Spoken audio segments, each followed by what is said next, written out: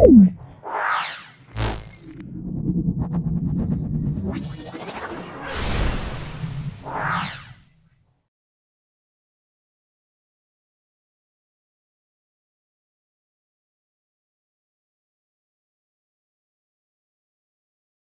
14তম school, এটা last school, সেটা Siliguri boys high school. দেখো ভিডিওটা প্রথম থেকে শেষ পর্যন্ত দেখো, অত্যন্ত কার্যকারী ভিডিও। প্রথম থেকে শেষ পর্যন্ত দেখো, ভালো লাগলে লাইক করবে, চ্যানেলটাকে সাবস্ক্রাইব করবে, বেল বাটনে ক্লিক করে দেবে। চলে এসো H2C2H2 যৌগের বাষ্প ঘনত্ব কত। C2H2 দেখে না, 2 × 12 + 2 এবার হবে 24, এটা 26। তাহলে আমরা পাবো m এর মান পেয়ে যাব 26, তাহলে d এর মান পেয়ে যাব m/2, তাহলে 26/2। d মানে বাষ্প ঘনত্ব 13। দেখে নাও ভালো করে। C2H2, C মানে দেখো C2H2 2 × 12 + 2 মানে 26, d মানে এটা m মানে 26, d মানে m/2, তাহলে বাষ্প ঘনত্ব মানে 26/2 মানে 13। তাহলে আমরা অপশান এ বলবো, এটা অপশান এ। ধাতব, এখানে একটি ধাতব বলয়ের ব্যাস বরাবর ওই ধাতুর দণ্ড যুক্ত আছে, সংস্থাটি উত্তপ্ত করলে বৃত্তের পরিধি এবং ব্যাসের অনুপাত কত হবে।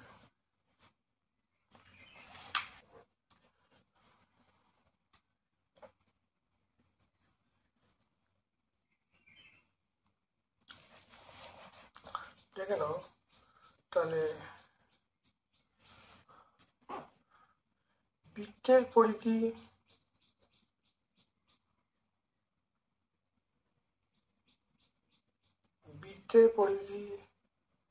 ও ব্যাস, দেখে নাও বৃত্তের পরিধি, তাহলে আমরা বলবো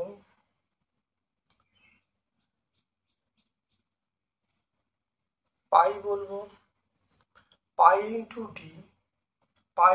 d। এবারে কতটা বাড়ছে হলো 1 + α_t। তাহলে বৃত্তের পরিধি তার সঙ্গে 1 + α_t গুণ করলে এটা কিন্তু এতটা বাড়লো। আর ব্যাস কতটা বাড়ছে, d × 1 + α_t। আলফা মানে হলো দৈর্ঘ্য প্রসারণ গুণাঙ্ক। তাহলে দেখে নাও এটা তাহলে কত হবে। তাহলে বৃত্তের পরিধি ছিল এইটা, তাহলে এটা দেখো বাড়লো, তাহলে কতটা হলো, তাহলে πd 1 + α_t। ব্যাস তাহলে কতটা হলো, d × 1 + α_t। এটা কেটে গেল, কেটে গিয়ে আমি অ্যান্সার পাচ্ছি পাই। তাহলে বৃত্তের পরিধি এবং ব্যাসের অনুপাত আমরা কত পাবো, এটা আমরা অবশ্যই পাই পাবো। তাহলে আমরা অপশান সি পাবো। এরপর দেখো এ ও বিন্দুর মধ্যে তুল রোধ বার করতে বলেছে, এ ও বি।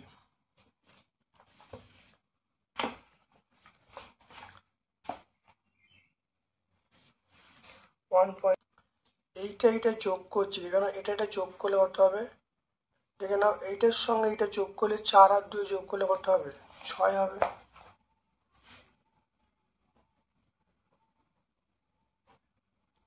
তাহলে 4 আর 2 যোগ করলে 6 ওহম, আর এইটার সঙ্গে 3 ওহম।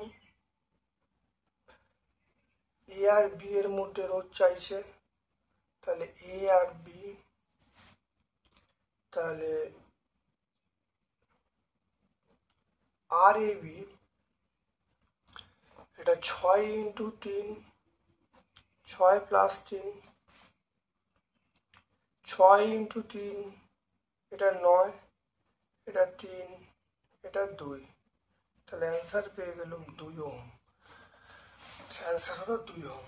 দেখে নাও, তাহলে এইটার সঙ্গে এইটা হলো শ্রেণী সময় আছে, তার সঙ্গে এইটা হলো সমান্তর সময় আছে। তাহলে 6 আর 3 সমান্তর সময় করছি, দেখো 6 আর 3, তাহলে আর এ বি এটা 6 × 3/6 + 3 করলে দেখো 2 ওহম পেয়ে যাচ্ছি। আমরা কোন অ্যান্সারটা পাবো, অ্যান্সারটা আমরা অপশন ডি পাবো। দেখো বাল্যচক্রের ঘূর্ণন যে নীতি অনুসারে হয়,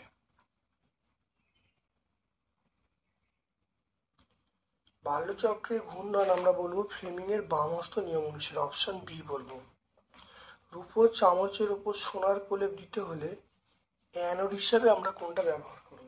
অ্যানোড হিসাবে আমরা ব্যবহার করব রূপো, মানে এজিকে আমরা অ্যানোড হিসাবে ব্যবহার করব। নেজলার বিকারকের সাহায্যে কোন গ্যাসটিকে শনাক্ত করা যায়? অ্যামোনিয়া গ্যাসকে শনাক্ত করা যায়। জার্মান সিলভারের উপাদানগুলো লিখতে বলছে। জার্মান সিলভার দেখো কপার, জিঙ্ক এবং নিকেল। কপার, জিঙ্ক এবং নিকেল। তাহলে আমরা অপশান দেখো CuZnNi, কপার, জিঙ্ক এবং নিকেল।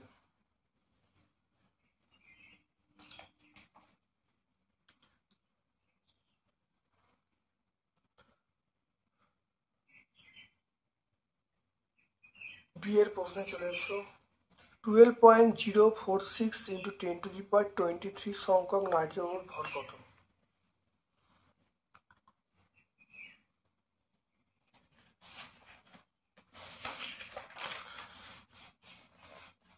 6.022 × 10⁻23টি, সেটা হলো নাইট্রোজেন অণুর ভর। নাইট্রোজেন অণুর ভর আমরা বলবো 28 গ্রাম। 28 গ্রাম বলবো। 6.022 × 10⁻23টি নাইট্রোজেন অণুর ভর 28 গ্রাম। একটি নাইট্রোজেন অণুর ভর 28/6.022 × 10⁻23। আর তারপরে যেটা আছে সেটা আছে 12.046 × 10⁻23।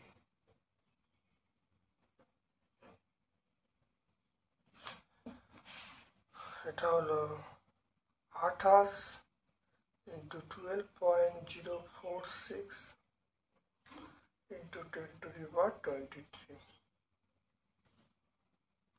বাই 6.022। এটা 6.022 × 10⁻23। এটা কেটে গেল, এটা কাটলে প্রায় 2 হয়ে যাবে, তাহলে আমরা পেয়ে যাব 56। তাহলে আমরা এটা লিখতে পারি 6.022 লিখতে পারি, 6.023 লিখতে পারি, × 10⁻23টি নাইট্রোজেন ভর 28 গ্রাম, একে কত, আর যেটা দেওয়া আছে করলে দেখা আসছে 56 গ্রাম।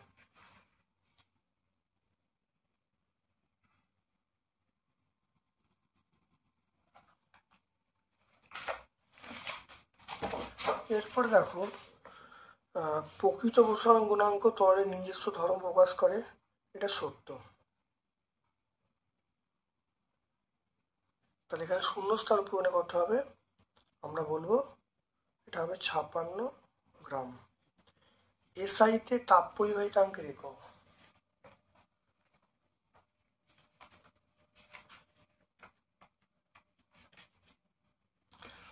এটা হবে watt metre inverse kelvin inverse. এই বাল্বের রোধের মান কত? এর রোধের মান কত? আমরা বলবো দেখো 8 সমান তাহলে 220 স্কোয়ার বাই 100, এটা করলে দেখো আসবে 484 ওহম। কত আসবে? 484 ওহম। 220 স্কোয়ার বাই 100 করলে কত আসবে? 484 ওহম। কোন বাল্বে অত্যাধিক পারদ দূষণ ঘটে? CFL এ পারদ দূষণ ঘটে, CFL। এলইডি বাল্ব অর্ধ পরিবাহিত তৈরি হয়। হ্যাঁ, এলইডি বাল্ব অর্ধ পরিবাহিত তৈরি হয়, এটা সত্য। তারপর দেখো OH মাইনাস এবং Na plus, OH minus Na plus এর মধ্যে কোনটি আয়নে মুক্ত হবে, কোনটি অ্যানোডে মুক্ত হবে? একই প্রশ্ন ছিল 12তম স্কুলে। দেখো OH মাইনাস Na প্লাসের মধ্যে কোনটা অ্যানোডে মুক্ত হবে, সেটা হলো আমি বলি যে OH মাইনাস। তাহলে OH মানে অ্যানায়নটা অ্যানোডে মুক্ত হবে। অ্যাসিড ধর্মী একটি তীব্র তড়িৎ বিশ্লেষ্য, এটা আমরা বলবো অ্যাসিড ধর্মী একটি তীব্র তড়িৎ বিশ্লেষ্য আমরা বলবো গাঢ় স্টেসোফোর। আমরা বলবো গাঢ় স্টেসোফোর আমরা বলবো। নাইট্রোজেন ঘটিত একটি জৈব সার, এটা আমরা ইউরিয়া বলবো। সংকেত হলো CONH2 ইউরিয়া। দেখো ইউরিয়ার সংকেত হলো CONH2। তাহলে ইউরিয়া, এটা আমরা বলবো ইউরিয়া। অনার্দ্র CaCl2 কে অ্যামোনিয়া শুষ্ক করতে অনার্দ্র CaCl2 অ্যামোনিয়াকে শোষণ করে যে যৌগ উৎপন্ন করে তার সংকেত কি? দেখে নাও। দেখো যৌগ উৎপন্ন করছে তার নাম হলো, দেখো তার সংকেত হলো CaCl2 8NH3। তাহলে আমরা বলবো CaCl2 8NH3। খাবার প্যাকিং করতে আমরা কি ধাতুটা অ্যালুমিনিয়াম ব্যবহার করি, অ্যালুমিনিয়াম। দেখো কপারের সালফাইড আকরিক কপার পাইরাইটিস, কি বলবো দেখে নাও, কপার পাইরাইটিস বলবো, কপার পাইরাইটিস বলবো।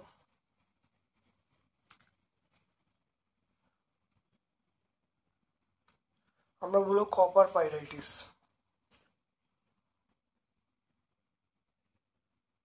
Copper pyrites.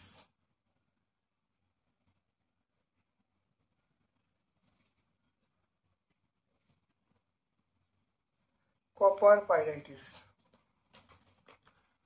কপার পাইরাইটিস বলতে পারি, কপার গ্লান্স বলতে পারি। গ্রুপ সি এর প্রশ্নে চলে এসো, ডিসি অপেক্ষা এসি সুবিধা কেন?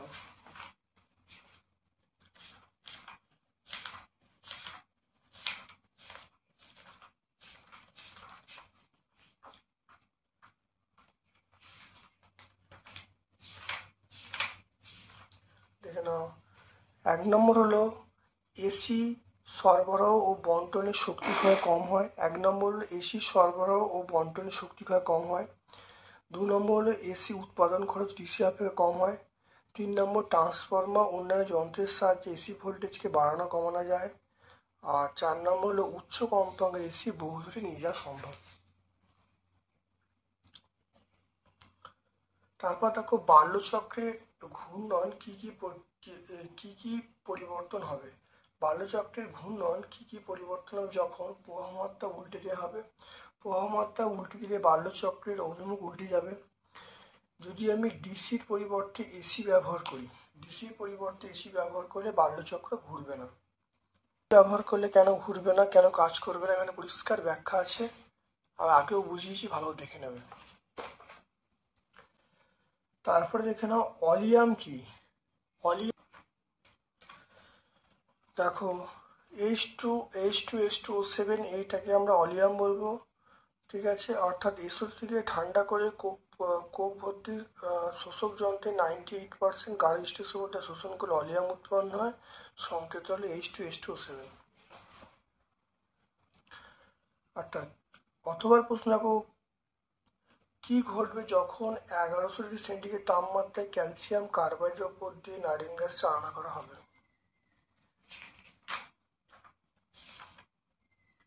দেখে নাও, 1100 সেন্টিগ্রেড তাপমাত্রায় ক্যালসিয়াম কার্বাইডের উপর দিয়ে নাইট্রোজেন গ্যাস চালনা করলে ক্যালসিয়াম সায়ানাইড এবং কার্বনের মিশ্রণ উৎপন্ন হবে। বিক্রিয়াটা লিখে দেবে এটা।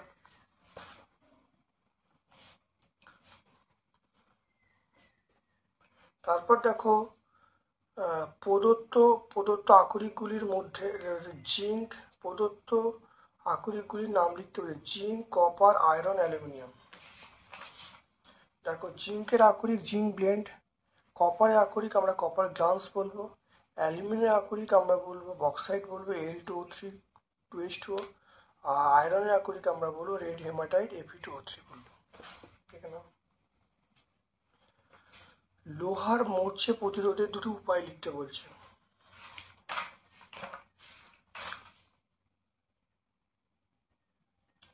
দেখো 1 নম্বর হলো আয়রন নির্মিত বস্তুর উপরে আলকাতরা রং বার্নিশের প্রলেপ দিতে হবে।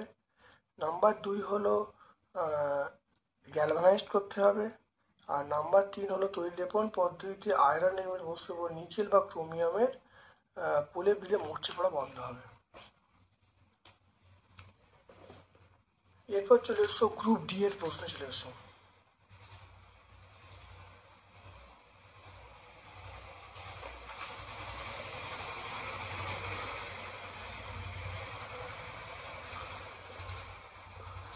গ্রুপ ডি এর প্রশ্নে 9.6 গ্রাম অক্সিজেন প্রস্তুত করতে কত গ্রাম পটাশিয়াম ক্লোরাইড প্রয়োজন? দেখে নাও পটাশিয়াম ক্লোরাইডকে উত্তপ্ত করলে দেখো উৎপন্ন হবে, তাহলে KCl এবং অক্সিজেন উৎপন্ন হবে। দেখো এটাকে করলে দেখো 245 গ্রাম হবে, এটা দেখো 96 গ্রাম হবে। তাহলে 96 গ্রাম অক্সিজেন প্রস্তুত করতে 245 গ্রাম পটাশিয়াম ক্লোরাইড প্রয়োজন। একে কত আর 9.6 কত করলে দেখো উত্তর চলে আসছে দেখো 24.5 গ্রাম পটাশিয়াম ক্লোরাইড। দেখে নাও ভালো করে।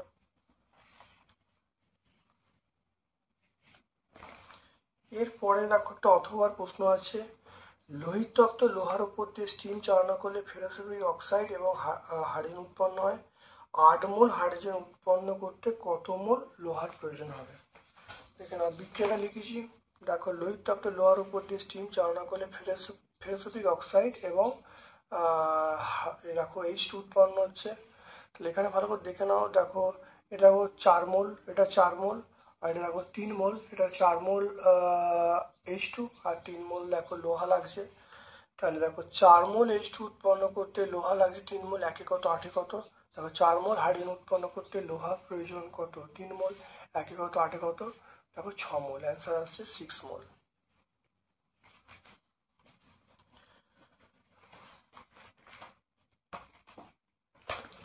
এরপর দেখো 4.2 চলে এসো। লোহার দৈর্ঘ্য প্রসারণ গুণাঙ্ক 12 × 10⁻⁻6 পার ডিগ্রি সি বলতে কি বোঝো? দেখে নাও, লোহার দৈর্ঘ্য প্রসারণ গুণাঙ্ক 12 × 10⁻6 বলতে বোঝায় লোহার দণ্ডের 1 ডিগ্রি সেন্টি উষ্ণতা বৃদ্ধি করলে দণ্ডটির প্রাথমিক দৈর্ঘ্যের 12 × 10⁻6 অংশ দৈর্ঘ্য বৃদ্ধি পাবে। তারপর দেখো গ্যাসের আয়তন প্রসারণ গুণাঙ্কের সংজ্ঞায় কি কি ধ্রুবক থাকে?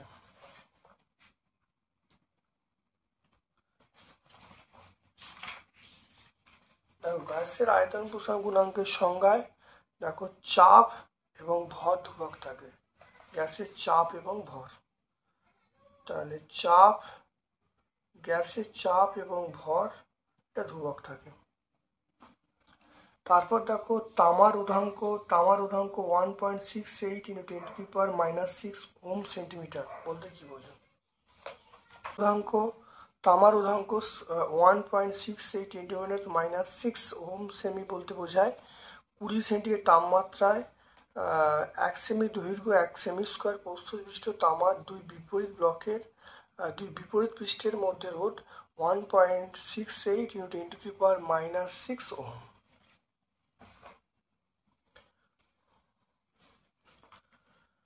আচ্ছা, 1 কুলম সমান ড্যাশ ইএসইউ। যেখানে 1 কুলম 3 × 10⁹।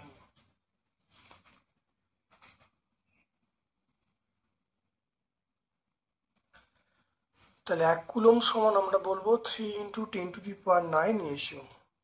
ঠিক আছে, 3 × 10⁹ ইএসইউ। আচ্ছা, এরপর চলে এসো ওহমের সূত্র বিবৃত করতে বলছে। ওহমের সূত্র থেকে রোধের সংজ্ঞা দিতে বলছে। দেখো পরিবাহীর তাপমাত্রা অন্যান্য ভৌত অবস্থা একই থাকলে বা অপরিবর্তিত থাকলে পরিবাহীর মধ্য দিয়ে প্রবাহ মাত্রা দু প্রান্তের বিভব প্রভেদের সমানুপাতিক। দেখো রোধের সংজ্ঞা, দেখো পরিবাহীর দু প্রান্তের বিভব প্রভেদ এবং পরিবাহীর মধ্যে প্রবাহ মাত্রার অনুপাতকে পরিবাহী রোধ বলে। এরপর দেখো একটা অঙ্ক আছে। সে অঙ্কটা হলো একটি বাড়িতে 6টি 40 ওয়াট বাতি 4টি 80 ওয়াট পাখা আছে, একটি 100 ওয়াট টিভি আছে, 5 ঘন্টা করে চলছে। 30 দিনের মাস হলে মাসিক বিদ্যুৎ খরচ কত হবে, সেটা বিওটি কাউকে বার করতে বলছে।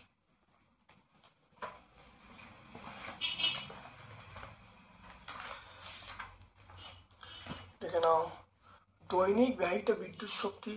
দেখো এখানে বলা আছে 6টা 40 ওয়াটের পাখা, তাহলে 6 × 40। দেখো 4টে 80 ওয়াটের পাখা, তাহলে 4 × 80। আর একটা 100 ওয়াটের টিভি, তাহলে 1 × 100, সব যোগ করা হয়েছে।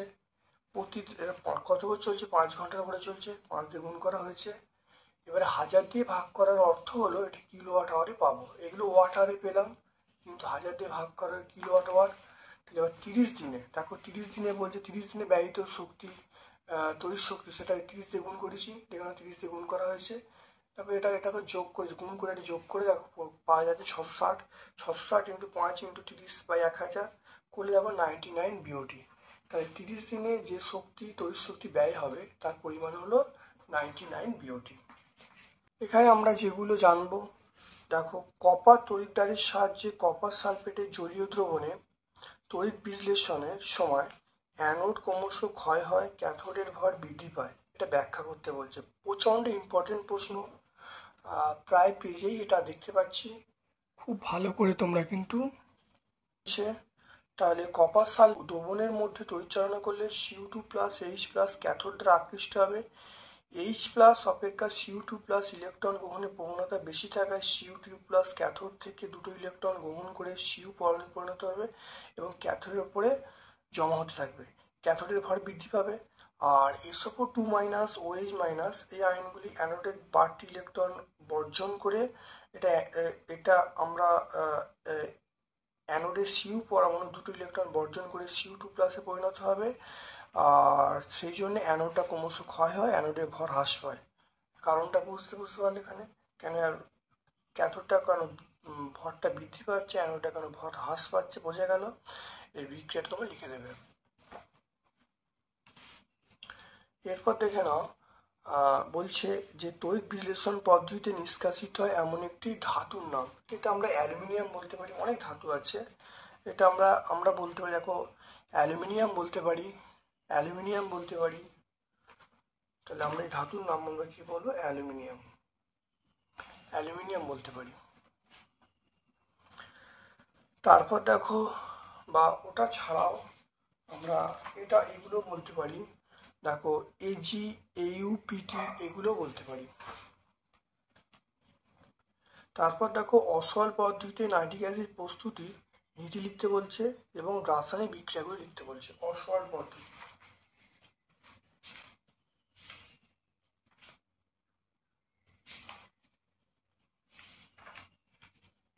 দেখো অসল পদ্ধতি খুব ভালো করে স্টেপগুলো দেখে নাও। অসল পদ্ধতির 3টে স্টেপ আছে, 1টা 2টো আর এই 3টে, খুব ভালো 3টে স্টেপ দেখে নেবে। তারপর দেখো অসল পদ্ধতিতে দেখে নাও, প্রথম স্টেপে দেখো 700 থেকে 800 সেন্টিগ্রেড তাপমাত্রায় শুষ্ক বিশুদ্ধ অ্যামোনিয়ার মধ্য দিয়ে 5 থেকে 7 বায়ুমণ্ডলীয় চাপে প্ল্যাটিনাম অনুঘটের উপস্থিতিতে অ্যামোনিয়া এবং অক্সিজেন বিক্রিয়া করে NO বা এটা আমরা বলবো নাইট্রিক অক্সাইড উৎপন্ন হবে। সেই নাইট্রিক অক্সাইডটা দ্রুত শীতল করে NO2 উৎপন্ন হবে। এইভাবে প্রাপ্ত NO2 জলে শোষণ করলে কি বলা আছে, নাইট্রিক অ্যাসিড উৎপন্ন হবে, নাইট্রিক অ্যাসিড উৎপন্ন হবে। তারপর দেখে নাও অথবা প্রশ্ন, H2S গ্যাসের পরীক্ষাগার প্রস্তুতির H2SO4 ব্যবহার করা হয় না কেন? দেখো H2SO4 যদি ব্যবহার করা হতো তাহলে H2S, দেখো H2S প্লাস H2SO4 সমান S plus SO2 plus H2 উৎপন্ন হবে। তাহলে দেখে নাও সেই জন্যই আমরা কিন্তু ব্যবহার করতে পারি না। তরল দেখে নাও, তরল নাইট্রোজেন দেখে নাও, তরল নাইট্রোজেনটি ব্যবহার লিখতে হবে, তরল নাইট্রোজেনের ব্যবহার। তরল নাইট্রোজেন দেখে নাও, তরল নাইট্রোজেন এটা কর্নিয়া, চক্ষু, রক্ত, খাদ্য ইত্যাদি সংরক্ষণের কাজে ব্যবহার করা হয়। তাহলে আমরা 14তম স্কুলটা সম্পূর্ণ ব্যাখ্যা করলাম, সম্পূর্ণ তুলে ধরলাম। তাহলে মোট দেখো 15টা সেট, মোট 15টা সেট, কারণ স্কুল আছে তোমাদের 14টা, 1 থেকে 14, আর পর্ষদের যে প্রশ্নপত্র সেটাতে নিলে তাহলে মোট 15টা সেট পুঙ্খানুপুঙ্খ ব্যাখ্যা করলাম। এর সঙ্গে আমরা ছায়া প্রকাশনীর যে প্রশ্ন সাথী আছে সেটাও তোমাদের সম্পূর্ণ প্লেলিস্টে দেওয়া আছে, খুব ভালো করে ভিডিও দেখো, অত্যন্ত ভালো তোমরা নাম্বার পাবে। আমার পক্ষ থেকে সকলকে ধন্যবাদ এবং শুভকামনা জানাচ্ছি। তোমরা সকলেই তোমাদের বন্ধু বান্ধবের মধ্যে আমার ইউটিউব চ্যানেল লিঙ্কটা শেয়ার করে দিও। আমার পক্ষ থেকে সকলকে ধন্যবাদ জানাচ্ছি। আবার খুব ভালো পরীক্ষা হোক। Thank you.